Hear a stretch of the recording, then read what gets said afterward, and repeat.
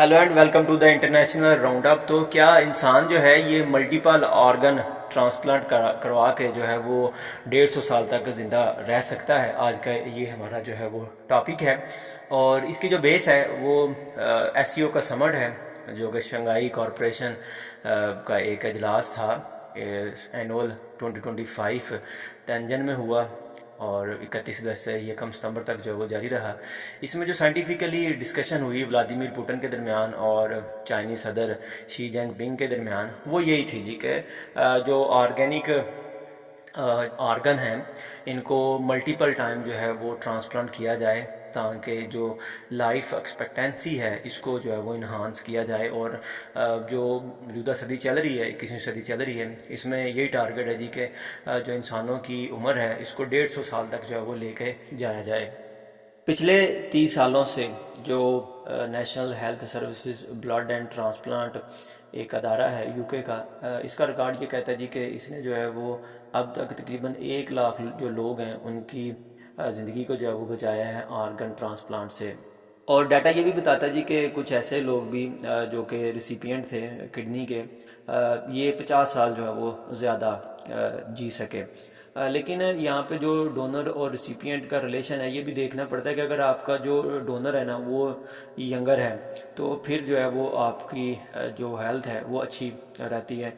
Kidney के लिए जो है वो आमतौर पे जो डोनर है वो 20 से 25 साल का होना चाहिए। और अगर जो है वो कोई फोतशुदगान है तो उसकी उम्र जो है वो और 10 साल कम होनी चाहिए, यानी कि 15 से 20 साल की जो है वो रेंज में होनी चाहिए। तो फिर ये कहा जा सकता है कि जो उसका आर्गन ले रहा है ना, जो रिसिपिएंट है, वो जो है वो अपनी एक हेल्दी लाइफ जो है वो गुजारेगा। रफली जो मेडिकल साइंस है वो ये कहती है जी कि जो लीवर कोई लेता है किसी से तो वो 20 साल तक जो है वो प्रॉपर फंक्शनिंग करता रहता है।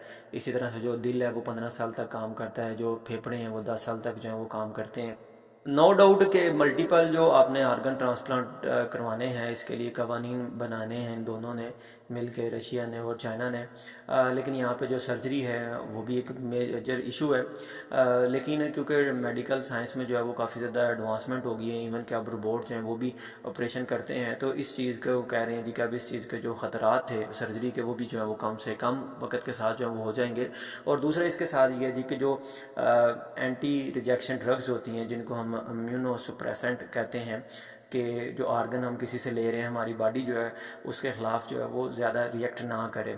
इससे का भी नुकसान है, इससे ब्लड प्रेशर जो है वो हाई हो जाता है, और इसके साथ जो है वो इन्फेक्शन रेट जो है वो भी काफ़ी ज़्यादा हाई हो जाता है। लेकिन अब जो साइंटिस्ट हैं, जो रिसर्चर हैं, वो इसके ऊपर काम कर रहे हैं कि वो रिजेक्शन फ्री आर्गन जो है वो बनाएं। जेनेटिकली आल्टर्ड सूअर हैं जी, पिग हैं, इनको जो है वो एज अ डोनर यूज़ कर सकें। ये करते क्या हैं जी कि ये जो जीन एडिटिंग की टेक्निक है क्रिस्पर, इसको यूज़ करते हैं और पिग के कुछ जीन जो हैं उनको रिमूव करते हैं, उनकी जगह जो ह्यूमन जीन्स हैं उनको ऐड करते हैं। इससे कहते हैं जी कि जो आर्गन है ये ज़्यादा कंपेटेबल हो जाता है। यहाँ पे क्वेश्चन राइज होता है जी कि सूअर ही क्यों? तो असल में मेडिकल साइंस कहती है जी कि जो सूअर है इसकी ब्रीडिंग जो है वो आसान है, और उसके अलावा इसके जो आर्गन का साइज़ है वो ह्यूमन आर्गन के साइज़ के जो है वो बराबर होता है इस वजह से।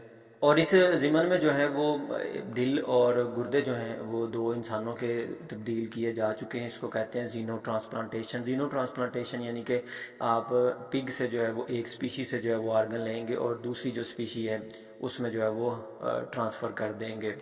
और दूसरा जो है अब इसमें स्टेम सेल है कि ह्यूमन स्टेम सेल जो है इनको यूज़ करते हुए पूरा एक ह्यूमन आर्गन जो है वो डिज़ाइन किया जा सके। अभी तक इसमें जो है वो कामयाबी तो नहीं हो सकी, फुली फंक्शनल ट्रांसप्लांटेबल जो ह्यूमन आर्गन है वो नहीं लैब में तैयार हो सका। लेकिन साइंटिस्ट जो है वो पूरी उम्मीद है कि नियर फ्यूचर में वो इसको तैयार कर सकेंगे।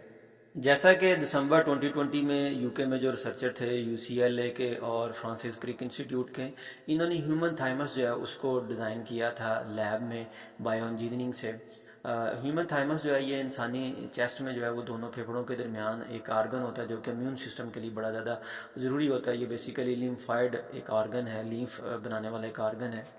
और इसी तरह से जो है ग्रेट ऑर्मंड स्ट्रीट हॉस्पिटल लंदन में इन्होंने का जो है वो इन्होंने ह्यूमन जो इंटेस्टाइन है इसको जो है वो डिज़ाइन किया, और इसको जो है वो एक बच्चे में लगाया जिसकी इंटेस्टाइनल फेलियर था।